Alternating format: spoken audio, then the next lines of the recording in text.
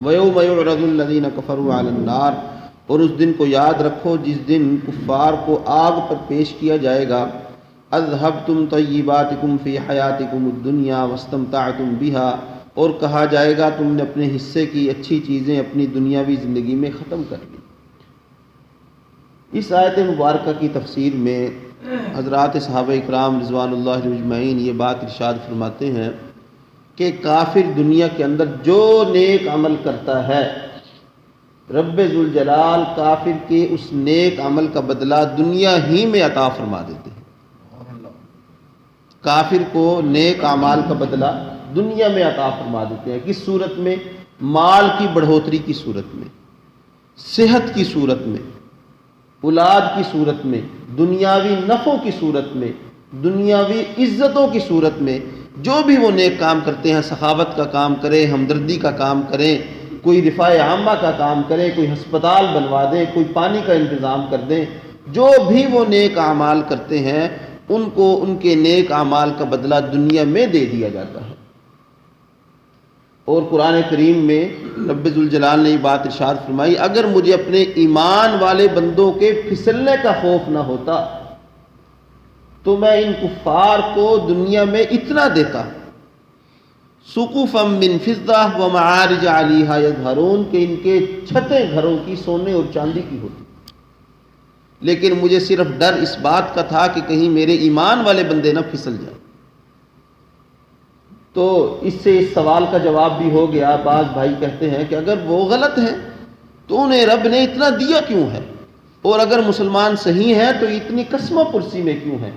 جب مسلمان کوئی نیک عمل کرتا ہے، اللہ تعالیٰ فرماتے ہیں اے میرے بندے بس تھوڑا سا وقت ہے دنیا کا، یہ دنیا کا وقت گزار لے، میں اس کا 70 گنا زیادہ بدلہ تجھے آخرت میں عطا کروں گا.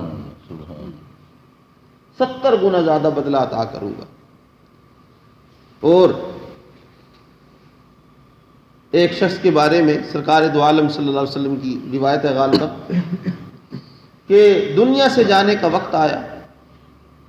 وہ کافر تھا، دل کے اندر خواہش تھی کہ مچھلی کھاؤں. اللہ تعالیٰ نے ایک فرشتوں کو حکم دیا کہ جا اس کے گھر کے تالاب کے اندر مچھلی موجود نہیں ہے، کہیں سے مچھلی پکڑ کر اس میں ڈال دے. اس نے وہ مچھلی جال ڈالا، مچھلی آئی، اس کو پکایا کھایا. اس کی آخری خواہش تھی یہ دل کی، تو وہ آخری خواہش پوری کر دی گئی اور وہ دنیا سے چلا گیا. اور اسی بستی کے اندر ایک نیکوکار شخص تھا، نیک شخص. اس کی آخری خواہش یہ تھی کہ اب آخری دن تھا اس کا، اس کی دل کی بڑی تمنا تھی، بیمار تھا کہ میں دودھ کا ایک گلاس پی لوں. اب گھر کے اندر دودھ موجود تھا. بیٹا اس کا دودھ اس کے سرانے رکھ کر گیا، ابو جی آپ کھڑے ہوں اور یہ دودھ نوش فرما لیں. اللہ تعالیٰ نے اسی فرشتے کو بھیجا کہ جا کر اس دودھ کو گرا دے. اب اس فرشتے نے وہ دودھ گرایا اور اللہ کی بارگاہ میں جا کر عرض کی باری تعالیٰ آپ کا معاملہ سمجھ نہیں آیا. ایک کافر ملحد ساری زندگی انکار کرنے والا، اس کی دل کی خواہش تو آپ نے یوں پوری کروائی کہ دوسری جگہ سے مچھلی کا انتظام فرما دیا، اور جو ساری زندگی مانتا رہا، کلمہ پڑھتا رہا، سجدے کرتا رہا، روتا رہا، اس کی آخری خواہش بھی آپ نے توڑ ڈالی. اور گھر کے اندر دودھ موجود تھا، آپ نے حکم دیا کہ وہ دودھ گرا دو جا کر. اللہ تعالیٰ نے کہا کہ اچھا ایک مرتبہ جنت اور جہنم دیکھ کر آ. وہ جنت اور جہنم دیکھ کر آیا تو رب ذوالجلال نے فرمایا کہ دیکھ سن کہ جو وہ کافر تھا اس کا ایک نیک عمل باقی تھا.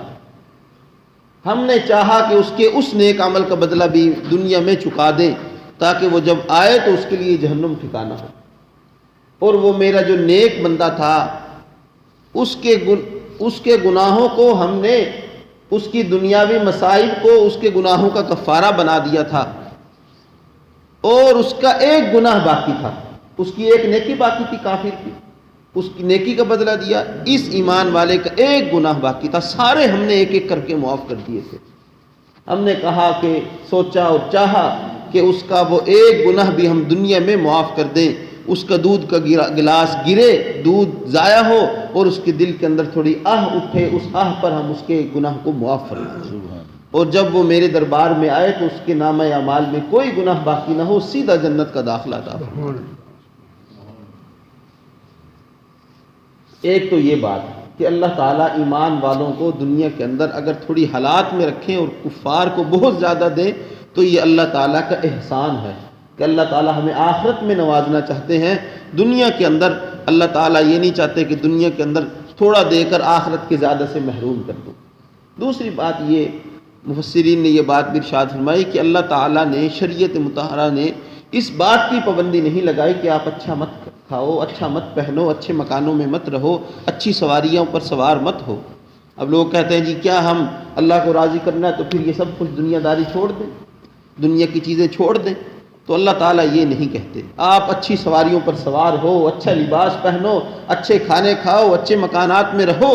جو کچھ اللہ تعالیٰ نے حلال کیا ہے اس حلال کو اپنے اوپر حرام مت کرو، لیکن اس دنیا میں لگ کر اس اللہ کو مت بھولو جس اللہ نے یہ دنیا کی نعمتیں تمہیں عطا کی۔ حضرت عبد الرحمن بن عوف رضی اللہ تعالی عنہ بہت بڑے تاجر تھے، صحابی تھے، عشرہ مبشرہ میں نام ہے۔ پیارے آقا نے ایک مجلس میں کھڑے ہو کر جن صحابہ کو کہا تھا کہ تم سیدھے جنت میں جاؤ گے، ان میں ایک حضرت عبد الرحمن بن عوف بھی ہیں۔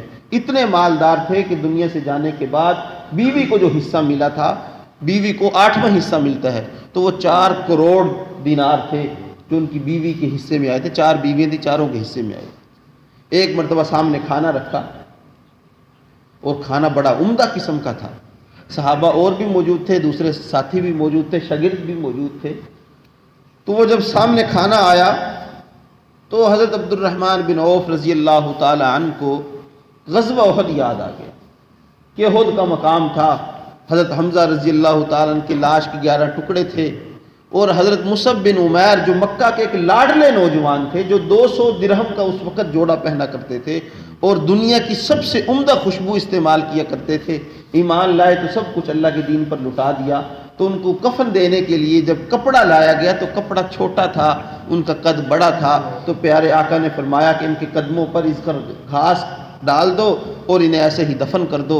تو جب یہ باتیں یاد آئیں تو رونے لگے اور روتے روتے کہا اے کھانا نہیں کھاؤں گا۔ ساتھیوں نے کہا جی کھانا کھا لیں۔ پھر انہوں نے یہ آیت مبارکہ پڑھی، کہیں ہمارے ساتھ یہ معاملہ نہ ہو کہ کل قیامت کے دن کہا جائے اذهبتم طیباتکم فی حیاتکم الدنیا واستمتعتم بها، کہ تم نے جو نیک اعمال کیے تھے ان نیک اعمال کا بدلہ تمہیں دنیا ہی میں دے دیا گیا ہے، اب آخرت میں تمہارا کوئی حصہ نہیں اور تم نے اس سے مزے اٹھا لیے۔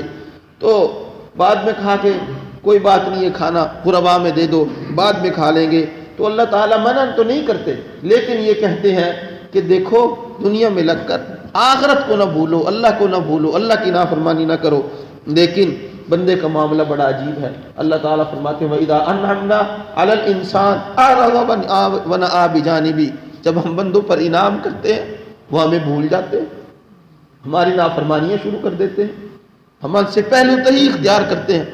وَإِذَا مَسَّهُ الشَّرُّ كَانَ جَزُوعًا، اور جب ہم تکلیف پہنچاتے ہیں تو پھر ہاتھ پھیلا لیتے ہیں اور پھر ہماری طرف آ جاتے ہیں، اور جب انعام کریں ہم سے منہ موڑ لیتے ہیں۔